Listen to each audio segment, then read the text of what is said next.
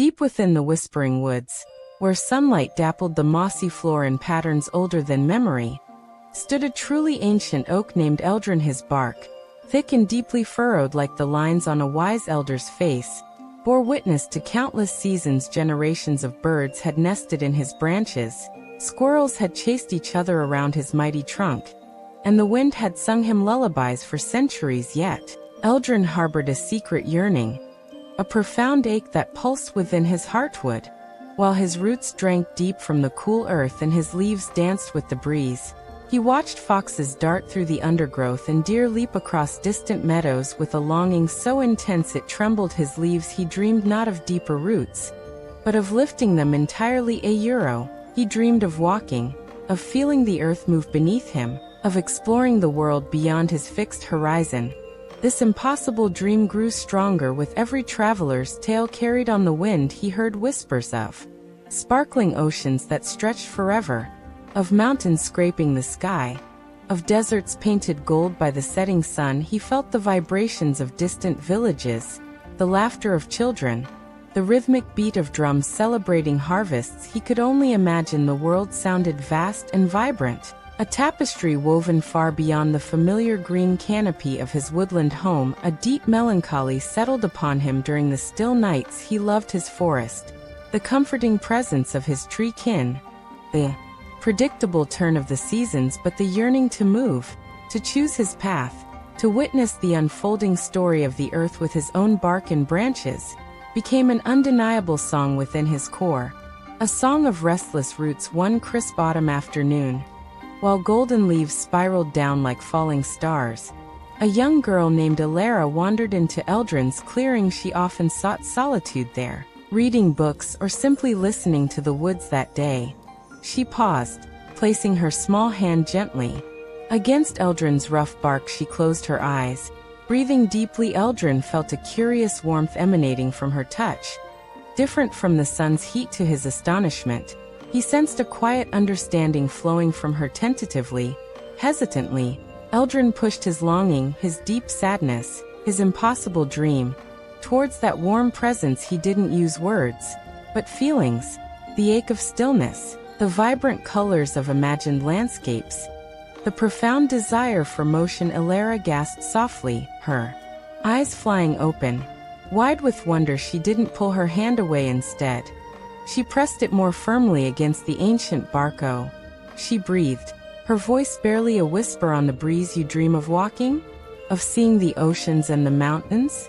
Eldrin felt a surge of pure, unadulterated emotion, relief, astonishment, a fragile hope. He rustled his remaining leaves in a shower of gold, the only confirmation he could give. Tears welled in Elara's eyes, not of sadness, but of profound empathy. "It's a beautiful dream," she murmured, leaning her cheek against the cool wood. "Such a brave dream for an oak in that shared silence." A bond deeper than words was forged between the ancient tree and the young girl. Weeks passed, and Elara returned every day. She spoke to Eldrin, sharing her own small world, her hopes, her fears, the taste of wild strawberries, the sound of her grandmother's songs. Eldrin listened, his spirit nourished by her presence and her unwavering belief in his dream. One twilight, as fireflies began their dance, Elara stood before him, her expression solemn. "Eldrin," she said, her voice clear and strong, "I don't know how, but I promise you this: I will help you find your legs. I believe in your dream."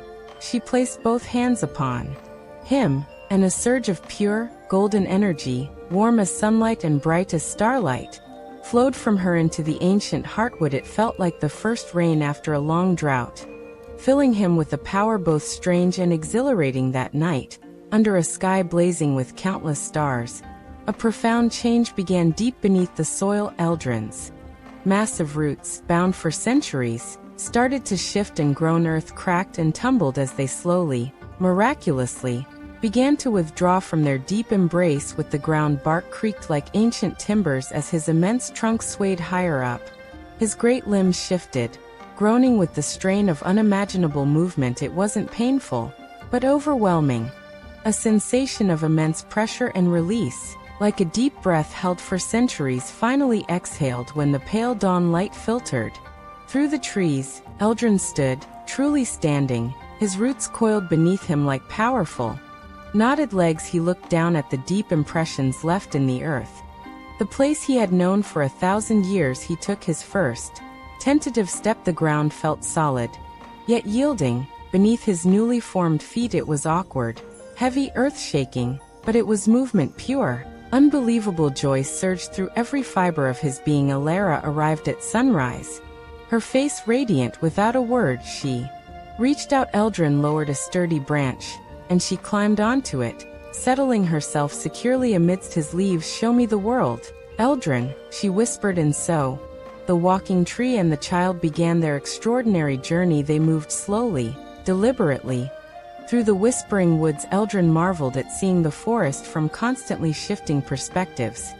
Familiar streams looked different, hidden glades revealed themselves. The sky opened wider above the canopy. They ventured beyond the forest edge, crossing rolling hills where sheep stared in dumbfounded silence. They felt the salt spray of the vast ocean on their bark and skin, a taste Eldrin had only dreamed of. They stood beneath towering, snow-capped peaks, feeling insignificant yet profoundly connected to the earth's grandeur. Every step was a revelation, a dream made tangible. Years flowed like a gentle river. Eldrin walked vast distances with Elara, now a young woman, still often nestled in his branches. They witnessed wonders, but also scars upon the land, places where fire had raged, forests felled, earth left barren and wounded. Eldrin felt a new calling stir within his ancient heart. He understood his journey wasn't just about seeing, it was about healing. One day, they came upon a vast, desolate plateau, its soil cracked and lifeless under a harsh sun. Eldrin stopped. He looked at Elara, then at the parched earth. A deep sense of purpose settled over him. "This is where I belong now," his voice rumbled, a sound like stones tumbling in a distant river. Carefully, he lowered Elara to the ground with immense effort. He spread his great root legs wide and drove them deep, deep into the thirsty soil. He sent his strength, his memories of deep forest loam and cool mountain streams, pouring into the earth. Almost immediately, tiny green shoots pushed through the cracked surface around his vast trunk. Eldrin, the tree who walked, had found his true journey's end, to stand not just for himself, but to breathe life back into the wounded world, forever rooted in the dream he dared to make real.